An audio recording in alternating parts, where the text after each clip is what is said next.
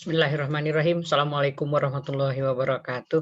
Alhamdulillahirabbil alamin wassalatu wassalamu ala asrofil anbiya'i mursalin wa ala alihi washabihi ajmain. Asyhadu an la ilaha illallah wa asyhadu anna Muhammadar Rasulullah. Kita bersyukur kehadirat Allah Subhanahu wa taala berkat nikmat Allah. Alhamdulillah Allah berikan kita kesehatan dan nikmat yang banyak yang tidak bisa kita hitung sehingga kita bisa bertemu di online kali ini. Kemudian selawat dan salam tidak lupa kita sampaikan selalu kepada tauladan kita Nabi Muhammad SAW. Para pemirsa dan mahasiswa yang berbahagia, kali ini kita akan membahas terkait bimbingan konseling, yaitu tentang kecerdasan intrapersonal.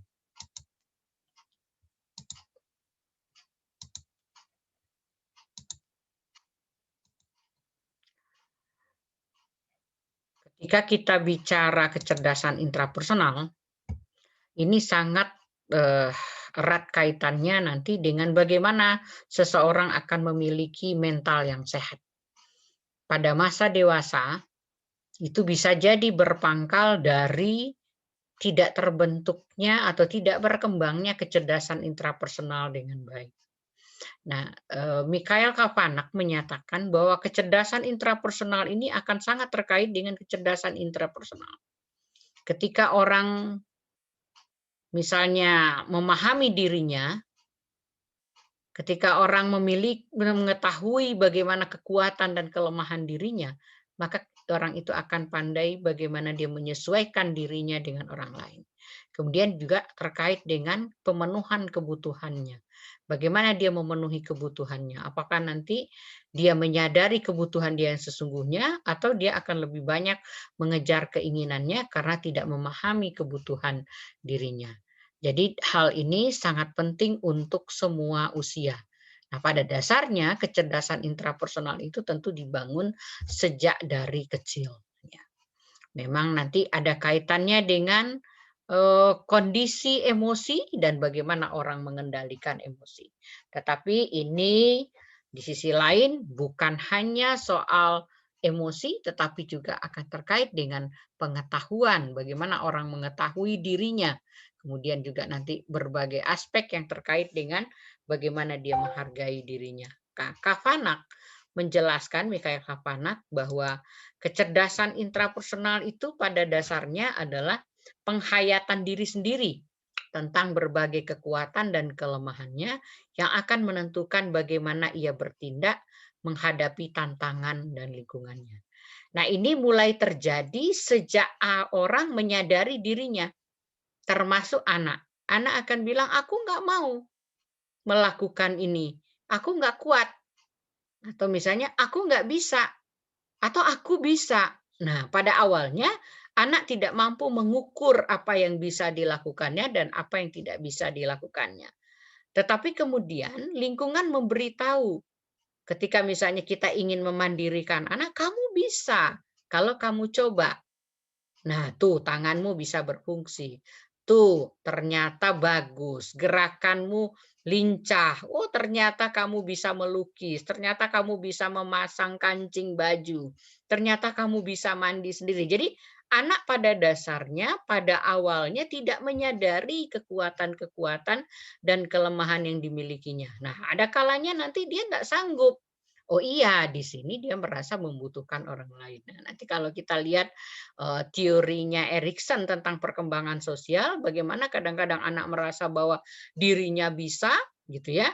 Kemudian dia ingin mencoba, pada saat yang lain dia akan merasa membutuhkan orang lain. Jadi sebetulnya kecerdasan intrapersonal itu sangat tergantung bagaimana orang melihat ke dalam dirinya, menghayati dirinya dari berbagai aspek. Nah, Kapanak mengurai ya, ada aspek yang terkait dengan pengetahuan. Misalnya, ini ada kognisi fisik, ada kognisi sosial, dan ada kognisi psikologis ya. Kemudian ada aspek berikutnya yaitu self direction, kemampuan orang untuk mengarahkan dirinya. Jadi kalau pertama kemampuan orang mengetahui dirinya, yang kedua kemampuan orang mengarahkan dirinya. Nah, kemampuan orang mengarahkan diri itu akan terdiri dari yang pertama yang disebut dengan self confidence. Kita seringkali bicara tentang kepercayaan diri ya. Bagaimana orang cerdas sekalipun, kalau dia tidak percaya diri, dia tidak akan mampu mengembangkan dirinya. Kemudian ada self-reliance, yaitu kemampuan orang untuk memenuhi kebutuhannya dengan memanfaatkan kekuatan dirinya. Lalu ada self-control, bagaimana orang mengontrol dirinya. Ada berbagai keinginan, ada berbagai dorongan, tapi ada dorongan yang akan dia salurkan, ada dorongan yang tidak akan dia salurkan, karena ada self-control. Lalu ada self-esteem. Nah, self-esteem itu diantaranya ada self-worth. Bagaimana orang merasa dirinya bermanfaat. Lalu ada self-regard. Bagaimana orang merasa bahwa dirinya dihormati. Self-respect. Bahwa dia merasa dimuliakan, merasa dihargai. Kemudian ada self-love, merasa dicintai. Kemudian ada self-integrity, ya, bahwa dia diakui keberadaannya, kejujurannya, gitu. Nah, masing-masing ini itu kita akan jelaskan. Yang pertama self-knowledge, ya, pengetahuan tentang diri. Nah, yang pertama, maka kalau kita ngajar di PAUD, yang pertama konsep itu konsep aku. Aku apa? Aku punya apa? Diriku itu terdiri dari apa? Nah, itu sebenarnya dalam rangka kita agar dia mengenali dirinya. Nah, lalu nanti kita memperkenalkan fungsinya apa? Misalnya, oh ini mata. Mata melihat. Melihat apa saja yang bisa dilakukan oleh mata? Melihat yang besar, melihat yang kecil, melihat yang jauh, melihat yang dekat, melihat yang berwarna-warni, kemudian melihat dengan mata misalnya dikedipkan, melihat mata dengan dikecilin. Nah, itu dia sebetulnya dalam rangka menyadari apa yang ada pada dirinya. Begitu juga, oh kaki, saya punya jari, saya punya lutut, saya punya betis, saya punya misalnya tumit. Nah, masing-masing ternyata punya kekuatan. Nah, tapi di sisi lain, orang juga dengan self knowledge itu mengetahui kelemahan dirinya. Nah, misalnya anak kecil, oh kaki saya ternyata nggak sekuat kaki ayah. Kaki ayah bisa nendang bolanya jauh, aku cuma bisa nendang bolanya dekat. Nah, kaki ayah ternyata bisa dipakai untuk mendorong, mendorong benda yang berat misalnya. Tapi ayah bisa dorong dengan kakinya, tapi aku ternyata tidak.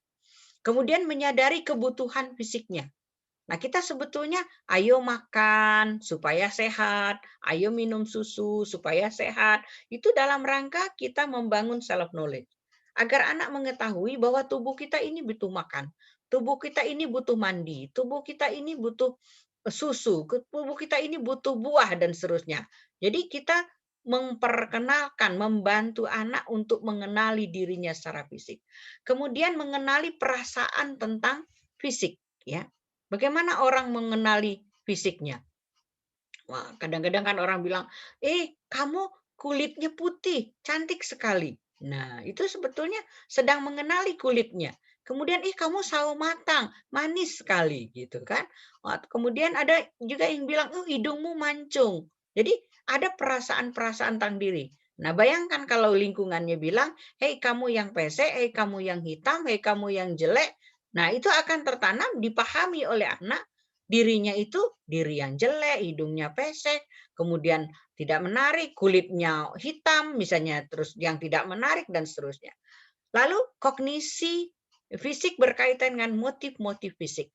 Nah, itu sebetulnya dorongan-dorongan apa yang muncul dalam dirinya. Misalnya kita memberitahu anak, kita lapar loh, gitu kan, kalau nggak makan-makan lapar nanti kita bisa sakit. Nah, dorongan lapar itu sebetulnya sudah ada, tapi kalau pada anak kecil dia paling nangis aja. Dia tidak tahu kalau itu bisa dipenuhi dengan cara apa. Makanya bayi dorongan laparnya hanya teriak. Anak dorongan laparnya hanya nangis. Dorongan hausnya hanya nangis. Dorongan ingin tahunya hanya pergi begitu saja. Tapi paling tidak nanti anak belajar mengenali motif-motif yang bisa dia penuhi dan motif-motif yang dia tunda untuk pemenuhannya, itu ya. Tapi dimulai dari kecil. Tapi kalau misalnya dibiarkan saja, anak sebetulnya butuh untuk fisiknya itu untuk mandi karena dia harus bersih gitu ya. Tapi kemudian dibiarkan dalam keadaan kotor. Jadi dorongan dia untuk merasa tadinya gerah, panas gitu ya, yang sifatnya alamiah, kan motif itu ada dua ya, ada motif asali yang memang tidak bisa kita pelajari, seperti lapar, haus, ngantuk itu tidak bisa dipelajari, tapi ada motif yang dipelajari. Ya, termasuk bahwa oh kalau misalnya kotor gitu ya, nggak betah itu ingin dihilangkan. Nah, itu motif-motif yang terkait dengan kondisi fisik. Nah, ada berbagai macam. Maka semakin luas pada awal masa kanak-kanak itu kan kita yang pertama kali kita perkenalkan diriku, semakin tahu dengan dirinya. Nah, itu akan semakin bagus nanti pada masa berikutnya self knowledge-nya. Kemudian ada kognisi sosial, yaitu bagaimana kalau orang sudah hidup bersama orang lain, pasti orang lain itu akan memberikan penilaian tentang diri kita. Jadi biasanya karena ada orang lain, belajar membandingkan antara kekuatan dan kelemahan diri sendiri dengan orang lain. Nah, anak juga begitu. Oh, dia pakai sepeda, aku pakai sepeda. Dia pakai topi, aku pakai topi. Nah, dia melihat kekuatannya. Kok saya dibanding kakak begini, saya dibanding teman begini. Nah, itu mereka mengenali dirinya berdasarkan apa yang disampaikan oleh orang lain tentang dirinya. Jadi dia menyadari penilaian orang tentang kekuatannya.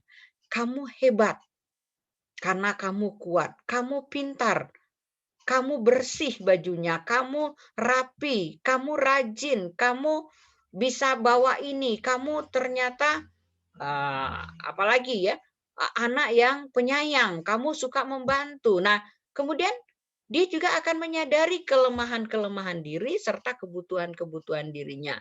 Nah, misalnya, oh suka malu tampil di depan, atau misalnya kelemahan dirinya lagi kalau dengan yang lain itu kalau didorong suka nangis misalnya. Nah, itu kalau orang lain bilang dan katakan kepada dia itu akan menjadi kognisi sosialnya. Ternyata saya ini seperti ini kata orang lain. Nah, kemudian orang secara bertahap akan menyadari penilaian-penilaian itu, nanti ujungnya dia akan membangun konsep diri sosialnya ya. Kemudian berikutnya ada kognisi psikologis. Nah, itu bagaimana orang merasakan dirinya, mengintrospeksi kekuatannya. Jadi kalau misalnya kok dia bisa, kok aku nggak bisa. Nah, di situ kita bantu. Nggak apa-apa, kamu nggak bisa ini, tapi kamu bisa yang lain. Nah, di situ kita tunjukkan kekuatan dia. Walaupun artinya kita kadang-kadang harus bersama orang lain. Jadi kalau misalnya ada anak selalu misalnya baris harus dia yang memimpin. Nah, itu kan dia sedang menunjukkan bahwa saya hebat, saya kuat. Tetapi kita tunjukkan juga orang lain juga punya kekuatan. Orang lain juga bisa melakukan, jadi bergiliran.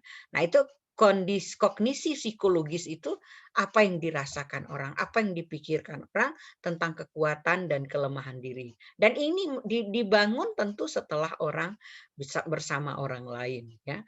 Kemudian juga orang mampu menjelaskan penyebab perilakunya.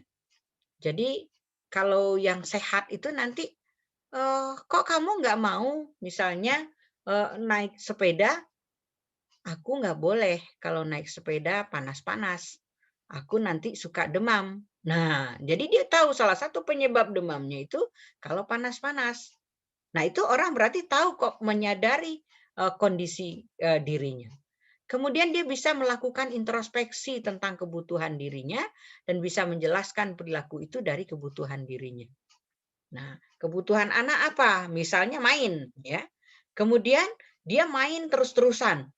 Nah, tapi dia kemudian dipengaruhi oleh lingkungannya. Main itu boleh, tapi di jam tertentu. Akhirnya dia belajar untuk merasakan, oh ternyata aku butuh main, tapi aku nggak boleh main terus-terusan. Aku perlu tidur, aku perlu yang lain gitu ya. Sehingga dia belajar untuk mengendalikan ya perasaan-perasaan yang muncul pada dirinya. Lalu melakukan introspeksi terhadap perasaan-perasaan dan menjelaskan penyebab perilaku pada perasaan. Nah, pada orang dewasa tentu dia akan menjelaskan secara logika. Tapi pada anak-anak, nah dia bisa introspeksi perasaannya. Misalnya ketika dia punya adik yang baru, kemudian dia merasa ibunya tidak menyayanginya. Lalu ibunya bilang, "Ibu sayang kakak, ibu juga sayang adik." Kemudian dia mencoba memperbaiki perasaan-perasaannya sehingga rasa iri terhadap adiknya berkurang. Nah, itu kan pengenalan dia terhadap perasaan-perasaannya, kemudian mengintrospeksi. Lalu introspeksi terhadap motif-motif diri. Jadi, dorongan-dorongan dalam diri itu bisa diintrospeksi. Nah, makin kecil anak tentu kemampuan ini makin rendah, tapi makin dewasa anak, makin besar harusnya semakin berkembang. Nah, tapi bisa jadi kognisi psikologis ini tidak berkembang dengan baik kalau misalnya lingkungan tidak memberikan respon yang tepat ketika anak menunjukkan perasaan-perasaannya, ketika anak menunjukkan kebutuhan dirinya, gitu. Sehingga anak tidak belajar mengintrospeksi ke dalam dirinya sendiri. Kemudian yang kedua yang cukup penting dalam kecerdasan intrapersonal itu adalah self direction. Satu aspek dari self direction yang sering juga kita sebut ini menjadi penyebab orang bermasalah ya. Nah, self confident tidak muncul pada masa dewasa, tentu berpangkal dari masa kanak-kanak, terutama pada usia dini, gitu ya. Ya, orang percaya diri atau tidak itu sangat dibantu oleh lingkungannya. Kalau dia hidup di lingkungan yang banyak merendahkannya, yang tidak menganggap dirinya, gitu, dia akan sulit untuk menunjukkan dirinya. Nah, kalau dalam teori psikologi itu untuk menjadi diri yang utuh gitu ya teorinya Maslow, bagaimana orang sebagai pribadi itu harus diakui keberadaannya. Nah, di situ nanti baru muncul kepercayaan diri. Jadi self confident itu dibangun oleh self efficacy yang tinggi. Bahwa orang dibiarkan berbuat asal dia ujungnya merasa bahwa aku bisa kalau aku berusaha. Jadi kalau anak banyak dibantu, apa-apa dibantu, nanti self efficacy-nya menjadi rendah. Jadi biarkan dia berusaha, biarkan dia mencoba, sehingga dia merasa kalau dia berusaha dengan sekuat tenaga, dia akan berhasil. Kemudian juga self confident itu dibangun oleh self esteem. Nah, walaupun nanti Kapanak memanah self esteem ini salah satu juga komponen besar dari kecerdasan intrapersonal, yaitu merasa bahwa orang lain mengakui dirinya. Jadi kalau misalnya ibu punya bayi, kemudian ada kakaknya yang usianya 3 tahun, awas, awas, awas, ibu urus adik. Nah, itu sama dengan tidak memberikan pengakuan. Ya, itu kan dia diterima, adiknya diterima, apa maunya kita dengarkan gitu ya. Dia merasa bahwa dia pun diperhatikan, dia pun didengarkan. Nah, ini pengakuan terhadap pribadi setiap anak bahwa dia itu dianggap di dalam keluarga. Kemudian orang dengan self confident yang tinggi tidak banyak membutuhkan pengakuan dan pujian orang lain. Nah, tapi ini tentu berlaku untuk orang yang sudah dewasa. Kalau anak-anak kecil, bagaimana self confident berkembang justru dia masih butuh karena dia sedang membangun kepercayaan dirinya. Nah, kemudian mampu mengendalikan diri, emosi yang stabil, ini tentu juga pada masa dewasa. Nah, tapi ini berproses sejak kapan? Lagi-lagi sejak usia dini. Anak yang biasa diturutin aja maunya akan sangat sulit untuk mengendalikan emosinya. Kemudian kegagalan dan keberhasilan dipandang sebagai hasil yang tergantung usaha. Nah, ini tentu dari peristiwa sehari-hari bagaimana kita menerima anak gagal, kemudian menunjukkan support atas keberhasilan anak, memberikan pujian, kemudian anak akan berusaha untuk berkompetisi. Nah, itu menumbuhkan rasa percaya diri. Aku bisa. Nah, itu sangat penting untuk kepercayaan diri. Kemudian berani menjadi diri sendiri. Jadi kalau beda, nggak apa-apa. Baju aku biru, baju kamu merah. Ya kita beda-beda gitu ya. Kemudian juga kalau anak misalnya, kamu bawa makanan apa? Nah, aku bawa buah apel, kamu bawa jeruk. Nah, enggak apa-apa, aku berbeda dengan yang lain. Nah, itu proses untuk berani menjadi diri sendiri itu tentu ditumbuhkan dari peristiwa sehari-hari. Bagaimana ibu berinteraksi dengan anak, bagaimana guru berinteraksi dengan anak. Kemudian orang yang kepercayaan dirinya tinggi punya pandangan positif pada dirinya sendiri, punya pandangan positif terhadap orang lain, punya pandangan positif terhadap situasi. Nah, ini juga dibangun tentu sejak usia dini.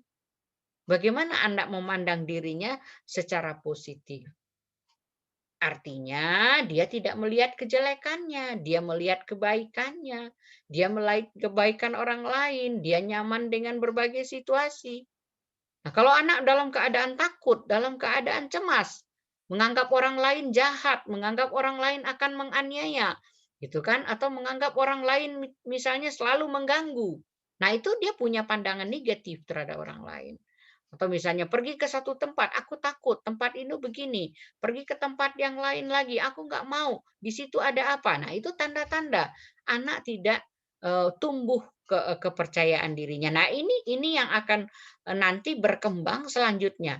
Nah, biasa ditakut-takuti itu bisa banyak situasi yang ditakuti. Awas loh, kalau kamu pergi nanti di luar sana ada dokter, kamu disuntik, ada polisi, kamu ditembak, ada apa. Nah, kamu itu ditakut-takuti itu membuat anak punya pandangan negatif terhadap situasi di luar, punya pandangan negatif terhadap orang lain. Awas loh, orang itu jahat.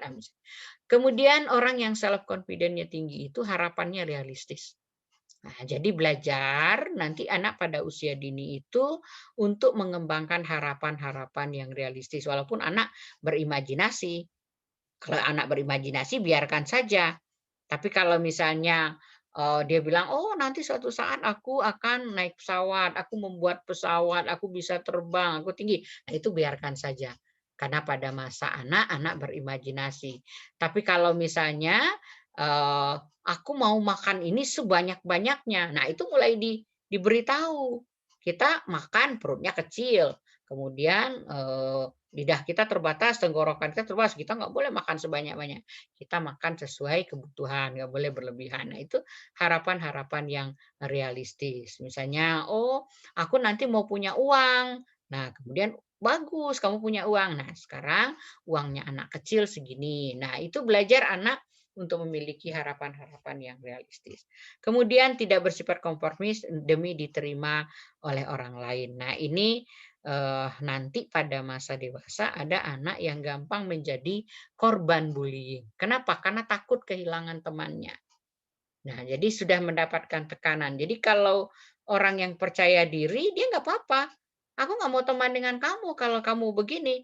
Oh, nggak apa-apa, aku kan sudah baik dengan kamu. Nah, misalnya, anak akan mengatakan itu. Jadi dia tidak semerta-merta nanti apapun yang dilakukan oleh teman akan dilakukan. Misalnya, oh teman membuang sampah di got, daripada apa dia ikutan. Nah, tapi dia merasa, "Oh, aku akan buang di tempat, di got, tapi aku akan buang di tempat sampah." Jadi dia untuk diterima oleh orang lain tuh enggak hanya ikut-ikutan. Nah, itu prosesnya apa? Tentu ada proses bahwa anak memahami mana yang bisa dia lakukan bermanfaat untuk dia, mana yang tidak. Nah, ini proses-proses memilih ini kan dipelajari sejak mulai anak bergaul dengan lingkungannya ya. Kalau 2 3 tahun, nah itu sudah mulai belajar mana boleh dan tidak.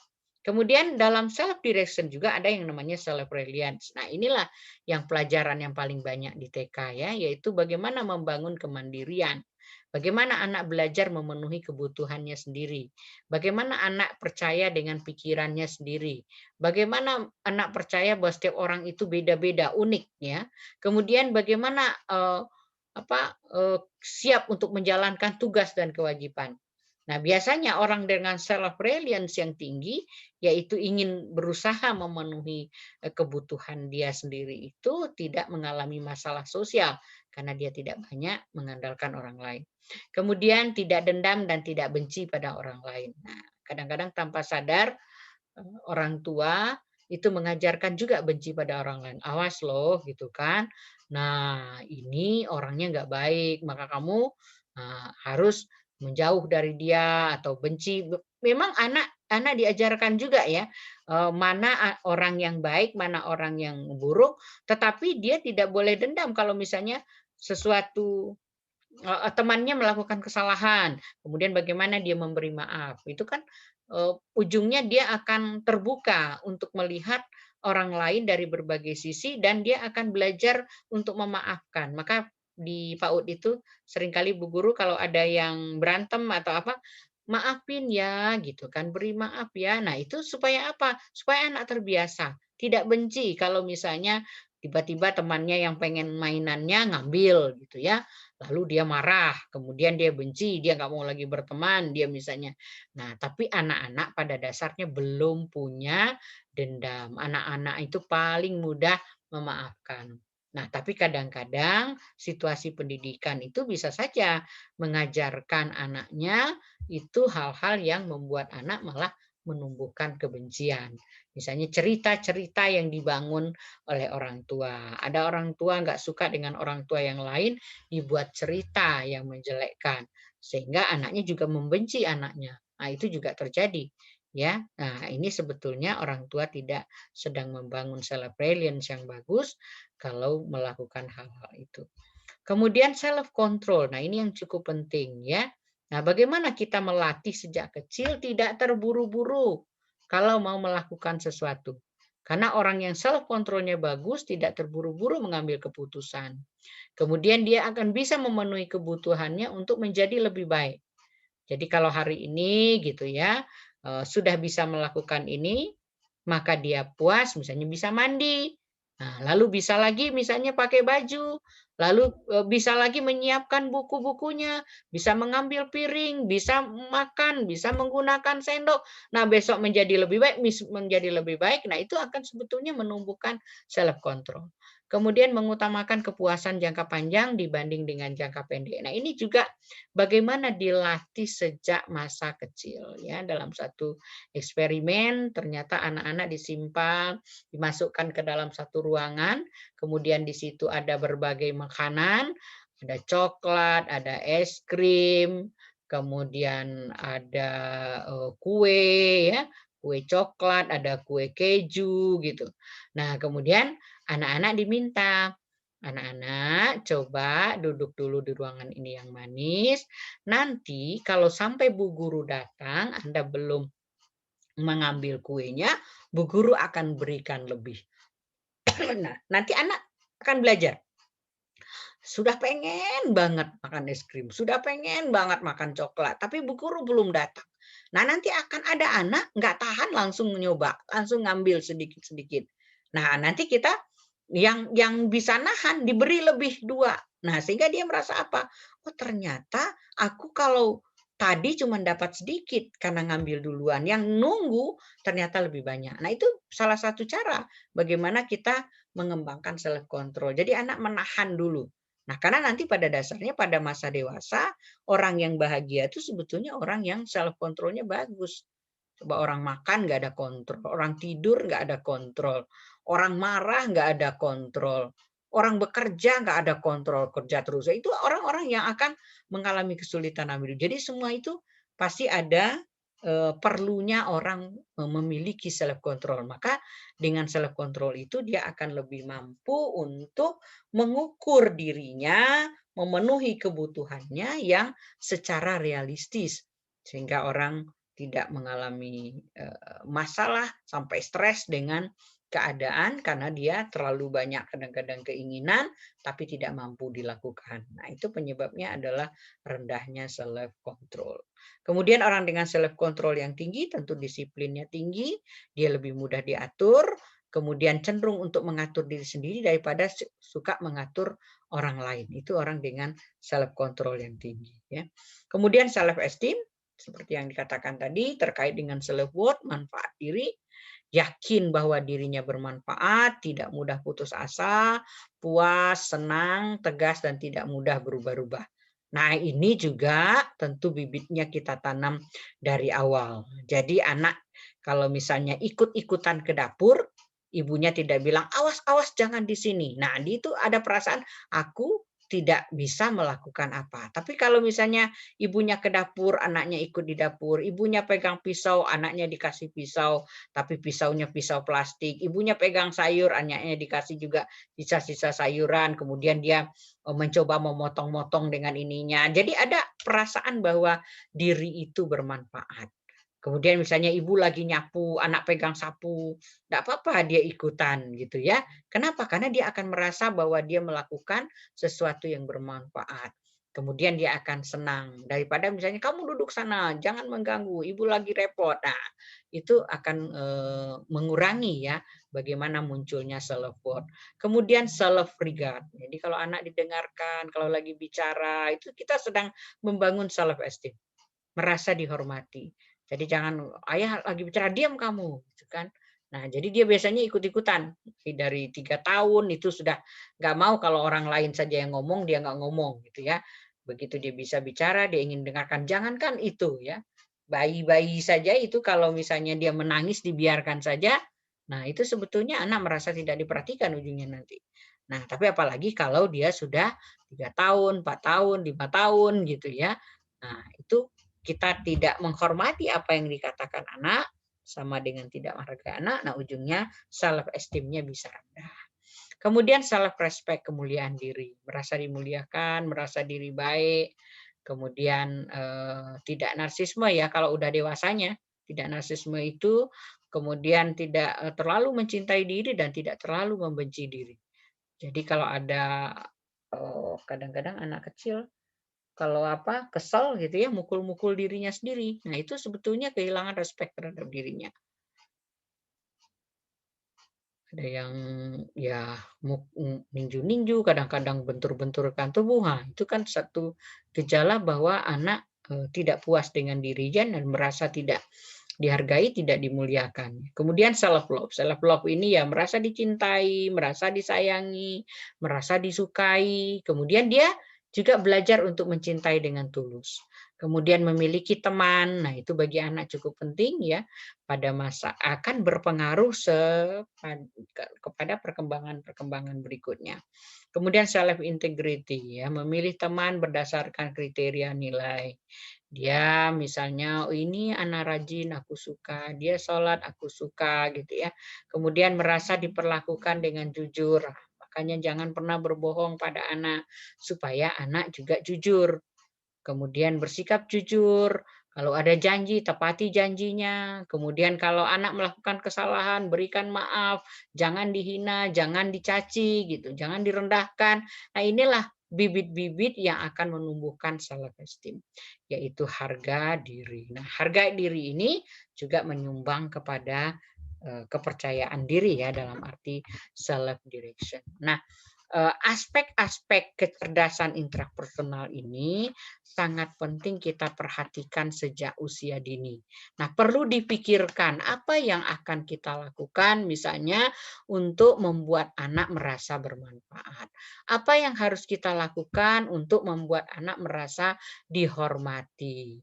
Kemudian apa yang kita lakukan untuk mencintai anak, menunjukkan ketulusan. Bagaimana kita menumbuhkan kejujuran, bagaimana kita memperlakukan anak juga dengan jujur. Jadi pada prinsipnya anak itu bersih, ya kalau dalam Islam itu suci, kemudian dia bagaimana kita jaga kesuciannya itu. Nah, ini aspek-aspek kecerdasan intrapersonal yang perlu kita perhatikan. Salah satu teori saja yang Ibu ambil yaitu teori Mikhail Kapanak. Kalau kecerdasan intrapersonal ini bagus tumbuhnya sampai pada dia usia remaja, berarti anak itu akan tumbuh untuk mengaktualisasikan dirinya dengan nyaman. Tapi kalau misalnya kecerdasan intrapersonalnya lemah, kecerdasan intelektualnya bagus, dia seringkali bisa jadi tidak mampu mengukur dirinya. Tidak mampu mengukur dirinya dalam arti apa yang akan dilakukannya, tindakan bagaimana dia menghargai hasil karya orang lain karena dia tidak bisa melihat bahwa orang lain bisa jadi dipandang harus secepat dia, harus sehebat dia. Nah, sehingga nanti muncul hubungannya dengan orang lain yang kurang bagus gitu ya. Nah, ini hal-hal yang cukup penting diperhatikan pada usia dini. Nah, guru-guru PAUD perlu memikirkan apa program-program dan bimbingan apa yang harus diberikan untuk tumbuhnya aktivitas ini. Nah, tumbuhnya kecerdasan intrapersonal ini bukan sendiri, ya, dalam arti harus kegiatan khusus, tapi dia akan menyatu dengan proses atau kegiatan-kegiatan pada pembelajaran maupun bimbingan yang kita lakukan sehari-hari, sehingga tumbuh secara perlahan. Jadi nggak bisa seperti pengetahuan orang diulang-ulang bisa tahu gitu atau bisa hafal. Tetapi kecerdasan intrapersonal ini berproses dia di dalam diri. Tindakan yang dilakukan orang tua, respon yang diberikan, perhatian yang diberikan, itulah yang akan menentukan bagaimana kecerdasan intrapersonal ini berkembang. Barangkali itu yang bisa kita bahas pada pertemuan ini. Kita akhiri dengan mengucapkan hamdalah. Alhamdulillahirabbil alamin. Assalamualaikum warahmatullahi wabarakatuh.